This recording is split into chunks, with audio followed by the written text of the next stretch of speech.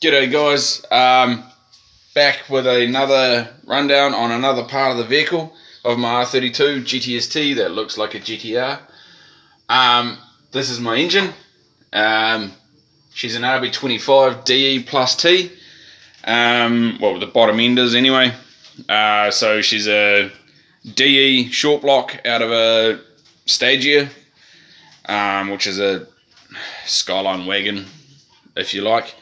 Well, actually, it's a C chassis, so it's a Laurel chassis as a wagon.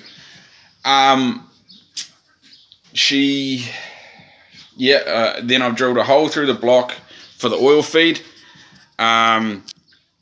So drilled through the block so the oil feed's in the standard position. The oil return I've drilled into the same standard position and welded TIG welded an AN fitting to the block.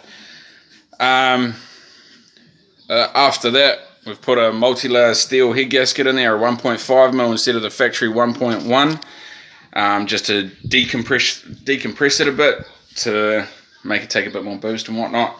The head is a Series 2 25, also R33, late R33, 25 DET head, with Calford cams, porting and polishing and a bit of stuff. So that's it. We've got on the back of the head is a Franklin Engineering head drain. But on a revision of that soon, we want to go to the new Platinum Racing Products one, so then we can put a coolant drain off the back of the head as well. We've got another down here. There's another one coming off the rocker cover where the old PCV valve was. So that goes back to the sump as well, just to try and get that crankcase pressure up and out of there, so that the oil can return to the sump easier and make it more reliable, because RB isn't reliability. On the hot side down here, is a DSR Driftside Racing 3540J, so the old Garrett GT35 replacement / TA34, now TA3410 replacement. Off the exhaust housing, I've actually got a tile 44mm wastegate, and that's mounted to a Chinese stainless steel low mount manifold. Yeah, so that's that. It's pretty basic. Our aim is to go for a Borg-Warner EFR 7670 with a tile sport housing, and then I can build a new manifold for it and get a little bit funky with it with individual EGT sensors and cool stuff like that. And then we come up to the intercooler here, which actually sits in where the old Econ radiator sat.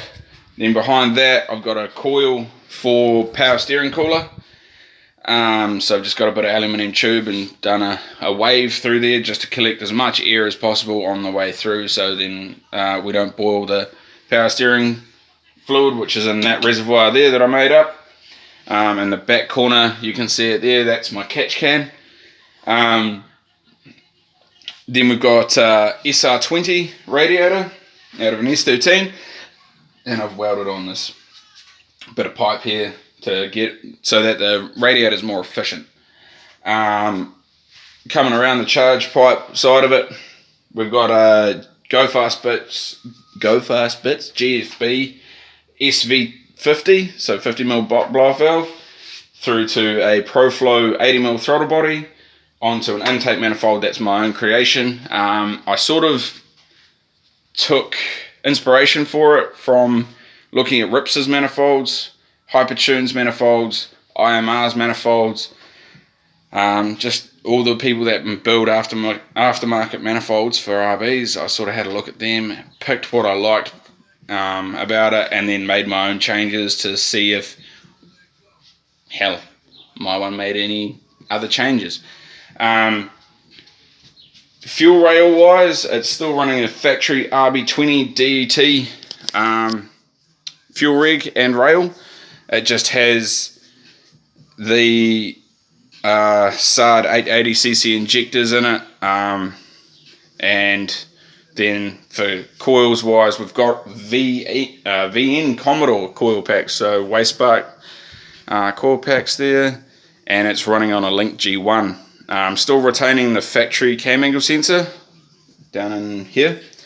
So she's all pretty tightly compacted down in there. She's pretty tight with spiral fans supplied to me by Savage Performance in Auckland.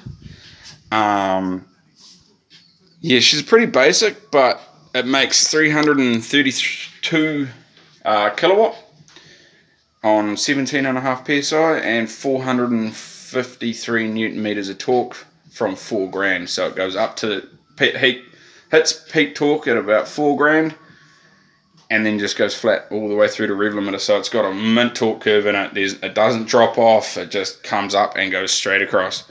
It's pretty good. It does dip a couple of times, but that's just timing scatter. So when we go Link G4 Plus, and we can go Platinum Racing Products, Crank Trigger, and Franklin Engineering cam sync, and we can actually smack out the timing. So it's a nice smooth timing curve. But yeah, that's the engine in it. She's pretty basic, but it's effective, and we're running avgas, not E85 or E50 or anything like that. We're not running ethanol. Just running a bit of 2-stroke in the avgas, and it smells great and does the job. But yeah, no, that's that side of it. Thanks heaps, guys. Catch you on the next one. Cheers.